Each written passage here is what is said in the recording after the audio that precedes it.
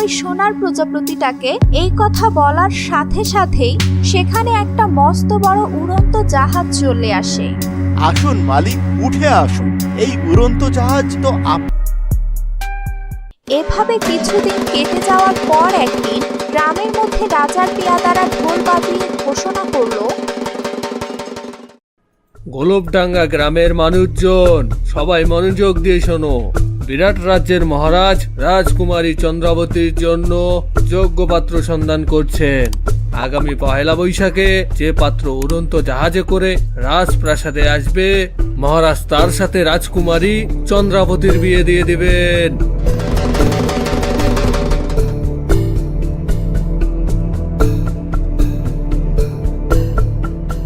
উড়ন্ত জাহাজ, সেটা আবার কি?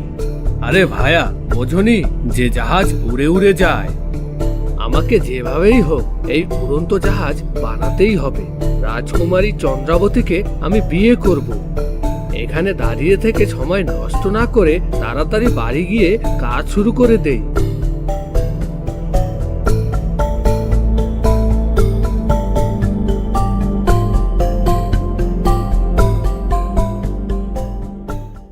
মা, ও মা, আমাকে একটু কুঠারটা দাও তো। তুই আবার কাঠ দিয়ে কি করবি? উড়ন্ত জাহাজ বানাবো।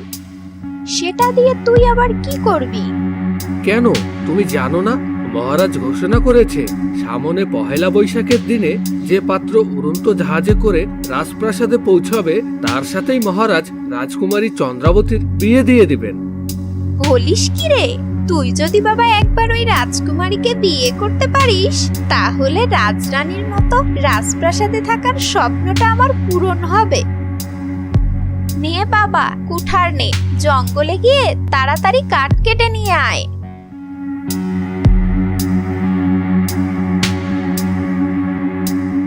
একটু দাঁড়া, এই খাবারগুলো নিয়ে যা, ওখানে খিদে লাগলে খেয়ে নিস।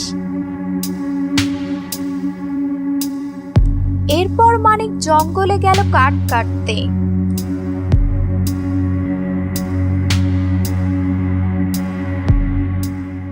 ওরে বাবা, এটা তো দেখি বিশাল বন জঙ্গল, বড্ড ভয় লাগছে আমার। যাই হোক, উড়ন্ত জাহাজটা বানাতে পারলেই আমি তো এই রাজ্যের রাজা হয়ে যাব। তখন কি আর এসব করতে হবে? রাজকুমারীর জন্য এতটুকু কষ্ট না হয় করলাম। আগে একটু খেয়ে নেই, তারপর গায়ে শক্তি করে কাঠ কাটবো। এরপর মানিক যখন তার সাথে আনা খাবারগুলো খেতে শুরু করে, এমন সময় তার সামনে হলুদ রঙের ইয়া বড় একটা প্রজাপতি আসে। এই যে ভাই, শুনছেন? আরে, এ তো দেখছি একটা প্রজাপতি। এ আবার কথাও বলে দেখছি। কি হয়েছে? তুমি আমাকে ডাকছো কেন? দেখছো না আমি খেতে বসেছি? আমি আজ কয়দিন ধরে কিচ্ছু খাইনি, আমাকে একটু খেতে দিবে? এই সোনার প্রজাপতি, তাকে আমার বাড়িতে নিয়ে যেতেই হবে। এখানে তো যে খাবার আছে সেটা আমার নিজেরই লাগবে। তুমি আমাদের বাড়িতে চলো, সেখানে তোমাকে অনেক খাবার দেব। এই কথা বলে মানিক যখনই প্রজাপতিটিকে ধরতে গেল, সঙ্গে সঙ্গে প্রজাপতিটা ওখান থেকে অদৃশ্য হয়ে গেল। তুমি লোভী এবং পরোপকারী নও, আবার মিথ্যে কথাও বলো, তাই এই জঙ্গলের কাঠ তুমি পাবে না। এক্ষুনি এই জঙ্গল থেকে বের হয়ে যাও। তখন প্রজাপতি একটা জাদু দিয়ে দিল, আর সাথে সাথে মানিকের ওই কুঠারটা উল্টো মানিককেই মারতে চাইল। ওরে বাপরে, ভূত ভূত, পালাও পালাও, মরে গেলাম রে, মরে গেলাম। মানিক খুব ভয় পেয়ে গেল। সে আর এই জঙ্গলে কাঠ কাটতে আসতে রাজি নয়।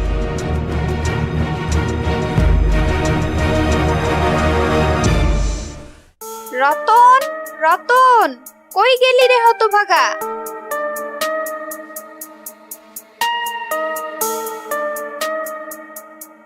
চাচি, বলুন কি করতে হবে? তুই এক্ষুনি ওই জঙ্গলে যা, আর ওই কুঠারটা খুঁজে নিয়ে কাঠ কেটে নিয়ে আসবি। ঠিক আছে, কিন্তু চাচি, আমি তো সকাল থেকে কিছুই খাইনি। এতগুলো কাঠ কেটে এত দূর থেকে নিয়ে আসতে হবে, আমাকে কিছু খাবার দাও। রান্নাঘরে কালকের 2টা বাসি রুটি রয়েছে, ওগুলো সাথে নিয়ে যা।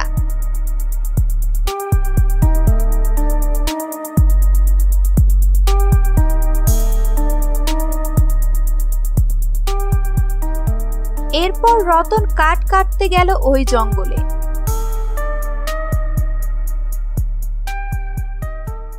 বাহ, ভারী সুন্দর তো জঙ্গলটা। কত সুন্দর সুন্দর ফুল, মনটা একেবারে জুড়ে গেল। আগে একটু খেয়ে নেই, তারপর কুঠারটা খুঁজতে হবে। এরপর রতন খেতে শুরু করলো, কিন্তু এমন সময় সেই হলুদ প্রজাপতিটা আবারও ডাকতে লাগলো, এই যে ভাই শুনছেন, এই যে ভাই একটু শুনুন না। আরে, এ তো দেখি ভারী সুন্দর একটা প্রজাপতি। কি ব্যাপার, তুমি কথাও বলতে পারো? পারি। কি হয়েছে তোমার? আমি আজ কয়দিন থেকে কিছুই খাইনি, আমাকে কিছু খেতে দিবে?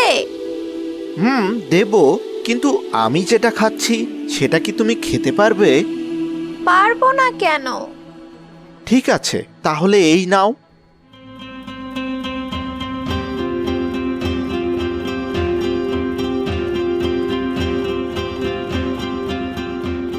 আসলে ওই প্রজাপতিটা ছিল একটা পরী। সে ভালো মানুষকে পুরস্কার দেয় আর খারাপ মানুষকে দেয় শাস্তি। রতন, তুমি অনেক ভালো মনের মানুষ। তোমার ওই টোপলায় একটু পর হাত দিয়ে দেখো, সেখানে তোমার হারিয়ে যাওয়া কুঠার আর একটা সোনার প্রজাপতি পাবে। ওই প্রজাপতিটির পাখাগুলো একটা ঘষা দিয়ে তুমি যা চাইবে তোমার সেই ইচ্ছাই পূরণ হবে। এরপর রতন অনেকগুলো কাঠ কেটে বাড়িতে নিয়ে আসে।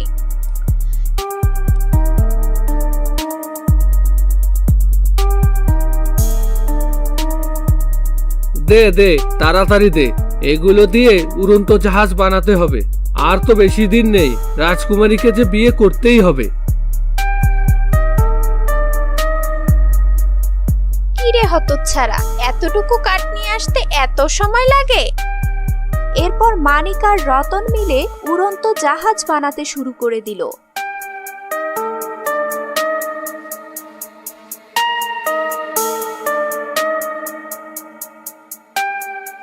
এভাবে কয়েকদিন ধরে কাজ করতে করতে তারা একটা জাহাজ বানিয়ে ফেললো। কিরে রতন, জাহাজ তো বানালাম, কিন্তু এটা তো উড়ে না। তুমি যা যা করতে বলেছ আমি তো তাই করেছি। চেষ্টা তো অনেক করলাম, কিন্তু কিছুতেই তো কিছু হয় না। কালকে পহেলা বৈশাখ, আমি আর পারবো না বাপু। আমি কৃষকের ছেলে, তাই রাজকুমারীকে বিয়ে করে আমার কোনো কাজ নেই। মা, ও মা, আমাকে খেতে দাও। হ্যাঁ রে বাবা মানিক, আমার কি আর তাহলে রাজপ্রাসাদে থাকা হবে না? কত আশা করেছিলাম রাজপ্রাসাদে থাকবো।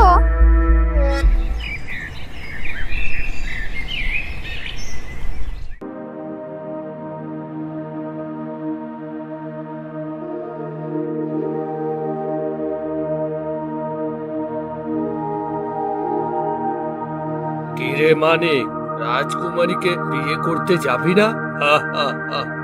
আয় আয় আয়, বিয়ে করতে না পারিস তো কি হয়েছে? আয়, রাজভোগটা খেয়ে আসিস। ঠিক আছে।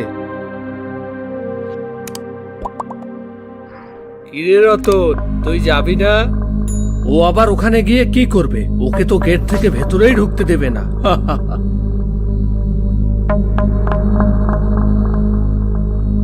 মানিকের এই কথায় রতন খুব কষ্ট পেল। তখন রতনের সোনার ওই প্রজাপতিটির কথা মনে পড়ে গেল।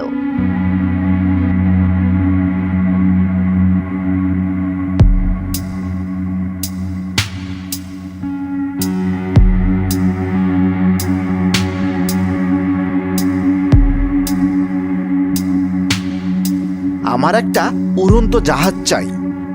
রতন তার ওই সোনার প্রজাপতিটাকে এই কথা বলার সাথে সাথেই সেখানে একটা মস্ত বড় উড়ন্ত জাহাজ চলে আসে। আসুন মালিক, উঠে আসুন, এই উড়ন্ত জাহাজ তো আপনারই।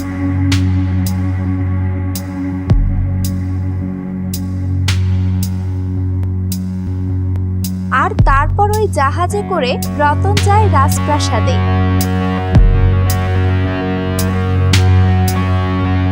রতনকে এই উড়ন্ত জাহাজে দেখে মানিক রাগে ক্ষোভে জ্বলে যায়। মহারাজ, আপনার কথা মতো শুধুমাত্র একজন ব্যক্তি উড়ন্ত জাহাজে করে রাজপ্রাসাদে এসেছে।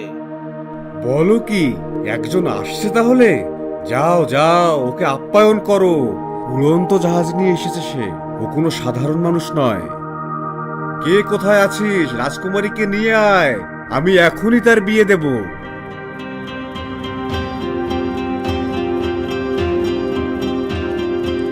এরপর বিরাট রাজ্যের মহারাজ রাজকুমারী চন্দ্রাবতীর সাথে রতনের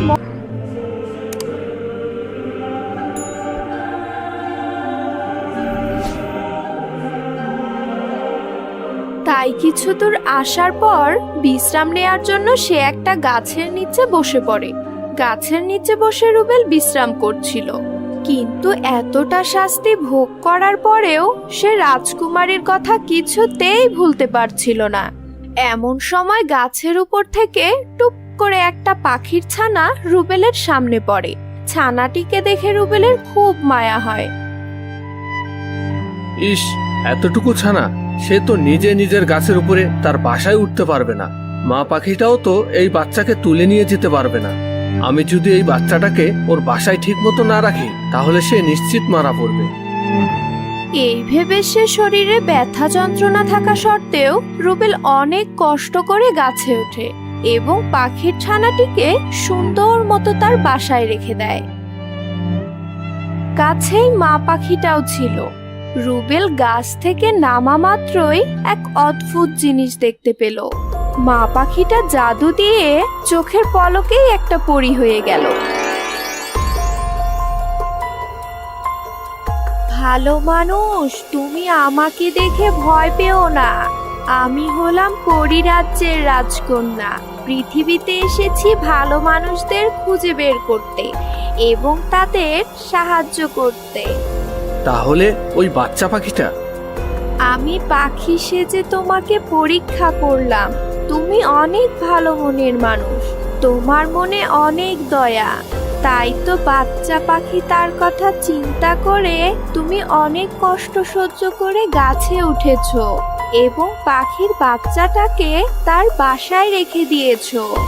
এখন আমি তোমাকে 3টি পুরস্কার দিব, বলো তুমি কি চাও? আমি গরিব বলে এই রাজ্যের রানী আমাকে শাস্তি দিয়েছে। হে পরী, তুমি যদি আমাকে সাহায্য করতে চাও, তাহলে আমাকে অনেক ধন সম্পদ দাও। আমাকে এত ধন সম্পদ দাও যে যা দেখে রানী তার মেয়েকে আমার হাতে তুলে দেয়, আমার সাথে বিয়ে দিয়ে দেয়। ঠিক আছে, তোমার প্রথম ইচ্ছা আমি পূরণ করছি। এই বলে পরে জাদু দিল, আর সাথে সাথে রুবেলের সামনে অনেক ধন সম্পদ এসে গেল। হে ভালো মানুষ, তোমার বাকি 2টি ইচ্ছার কথা বলো। তুমি আর কি কি চাও? আপাতত আমার আর কিছুই চাই না। ঠিক আছে, এই জাদুর আংটিটি তোমার হাতে রাখো। যখন এই প্রয়োজন পড়বে, তুমি এই আংটিতে একটা চুম্বন করবে এবং বলবে, হিং টিং ছট, সব হয়ে যা ঝটপট। সাথে সাথে আমি চলে আসব আর তোমার ইচ্ছাও পূরণ করব।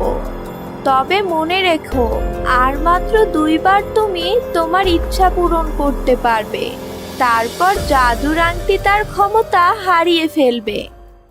এরপর পরী সেখান থেকে চলে গেল, আর পরীর দেয়া সেই ধন সম্পদ দিয়ে রুবেল রাজপ্রাসাদের মতো বিশাল একটা অট্টালিকা বানালো। তার পোশাক আশাকও পরিবর্তন করে ফেললো এবং দামি দামি জিনিস দিয়ে সে তার ঘরবাড়ি সাজিয়ে ফেললো। এরপর সে অনেক দামি দামি উপহার সঙ্গে করে রাজপ্রাসাদে বিয়ের প্রস্তাব নিয়ে যায়। তার এই দামি পোশাক আর দামি দামি উপহার দেখে রাজা রানী খুব খুশি হলো, কিন্তু মুহূর্তের মধ্যেই রানী চিনতে পারলো যে এই সেই গরিব সৈন্য যাকে তিনি একদিন শাস্তি দিয়েছিলেন। আরে আরে, তুমি তো সেই ছেলেটা যাকে একদিন আমি শাস্তি দিয়েছিলাম। এত তাড়াতাড়ি তুমি কিভাবে গরিব থেকে ধনী হয়ে গেলে? চুরি করেছো নাকি ডাকাতি করেছো? আমি চুরিও করিনি, ডাকাতিও করিনি। আগে আমি যেমন ভালো মানুষ ছিলাম, এখনো তেমনই ভালো মানুষই আছি। তখন গরিব ছিলাম বলে আপনি আপনার মেয়েকে দেখতেও দেননি। এখন আমি অনেক ধনী হয়েছি, আমি আপনার মেয়েকে বিয়ে করতে চাই। সৎ পথে থেকে এত তাড়াতাড়ি কেউ কোনোদিন এরকম ধনী হতে পারে না। নিশ্চয়ই তুমি চুরি ডাকাতি করেছো, অথবা জাদু টাদু কিছু জানো। এই, কে কোথায় আছিস? এই ছেলেকে প্রাসাদের বাইরে ফেলে দিয়ে আয়। তখন সিপাহীরা সেখানে চলে আসে এবং রুবেলকে তুলে নিয়ে গিয়ে রাজপ্রাসাদের বাইরে ফেলে দেয়।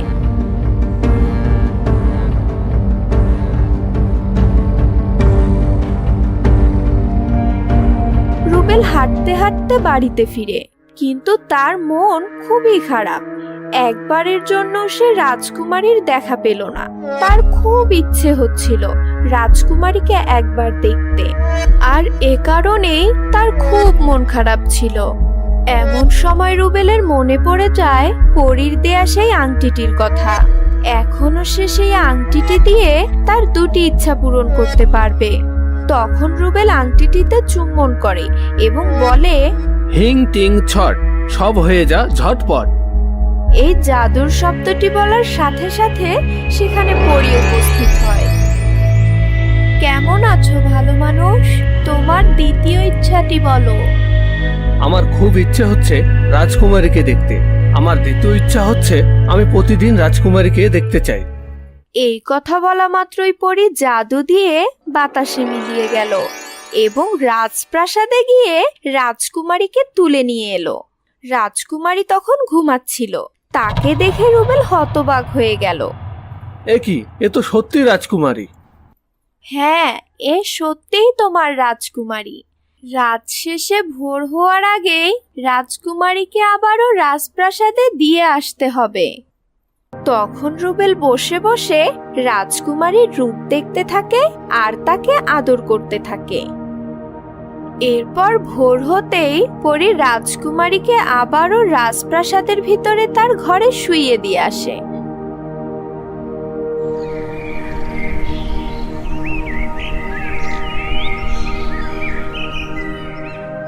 ঘুম থেকে উঠে রাজকুমারী মনে করে সে স্বপ্ন দেখেছিল। সে তার স্বপ্নের কথা তার বাবা মাকে বলে।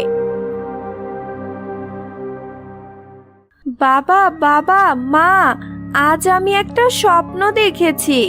আমি দেখলাম আমি একটা ঘরে, সেটা আমাদের রাজপ্রাসাদ না, একটা নতুন ঘর। জানো মা, আমি দেখলাম সেখানে একটা ছেলে আমাকে আদর করছে। স্বপ্নটা এতটাই পরিষ্কার যে আমার কাছে বাস্তব বলে মনে হচ্ছে। এই কথা শুনে রানীর মনে সন্দেহ জাগলো। রাতে রাজকুমারী ঘুমিয়ে পড়লে তার ওড়নায় কিছু সরিষা বেঁধে রাখলেন এবং সেটা ফুটো করে রাখলেন। রাতের বেলা পরী সেখানে আবারও আসলো এবং রাজকুমারীকে তুলে নিয়ে গেল।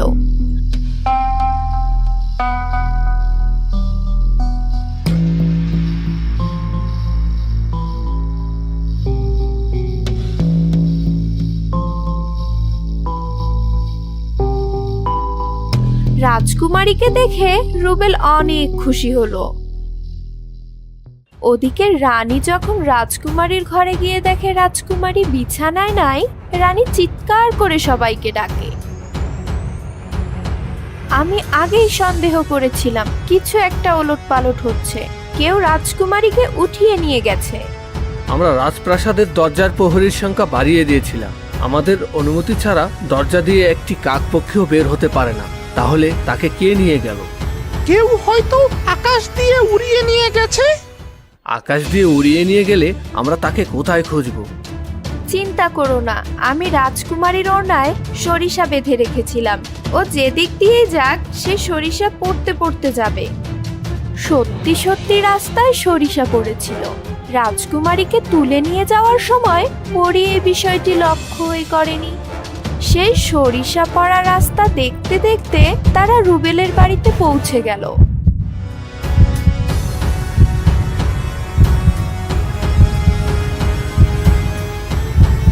এই সেই বাড়ি, যাও ভিতরে যাও আর সবাইকে বন্দি করে নিয়ে আসো।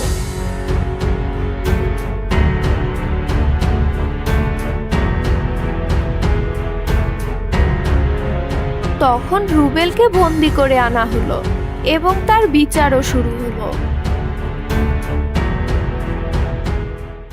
তুমি রাজকুমারীকে কেন অপহরণ করেছো? রাজকুমারীকে এক নজর দেখার জন্য আমি ওকে আমার বাড়িতে নিয়ে গিয়েছিলাম। আমি ওকে ভালোবাসি, আমি ওকে বিয়ে করতে চাই। ও একটা জাদুকর, ওর কথায় কান দিবেন না মহারাজ। রাজকুমারীকে অপহরণ করার দায়ে একে মৃত্যুদণ্ড দেওয়া হলো এবং তা এখনই কার্যকর করা হবে। তখন রাজার লোকজন রুবেলকে মৃত্যুদণ্ড দেওয়ার জন্য প্রস্তুত হলো।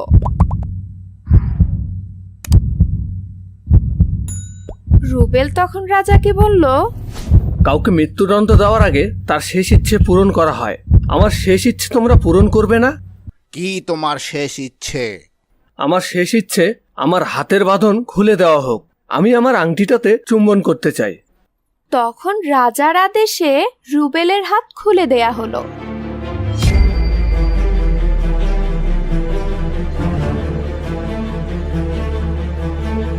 সে আংটিটিতে চুমু খেলো এবং বলল, হিং টিং ছট, সব হয়ে যা ঝটপট।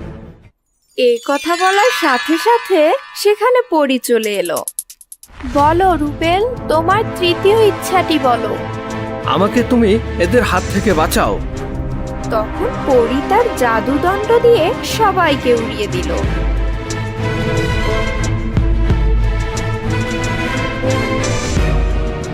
সেখানে থাকলো শুধু রাজা আর রানী। রাজামশাই, আমি আপনার মেয়েকে বিয়ে করতে চাই। ওকে আমি সারা জীবন সুখে রাখবো। রাজামশাই, রুবেল খুব ভালো ছেলে। ওর ভালো কাজের জন্যই আমি ওকে পুরস্কার হিসেবে 3টি ইচ্ছা পূরণ করে দিয়েছি। ওর সাথে বিয়ে দিলে রাজকুমারী ওর সাথে সারা জীবন সুখে থাকবে। অতঃপর রাজা রানী রাজকুমারীর সাথে রুবেলের বিয়ে দিয়ে দিলেন এবং তারপর থেকে সবাই সুখে শান্তিতে দিন যাপন করতে লাগলেন।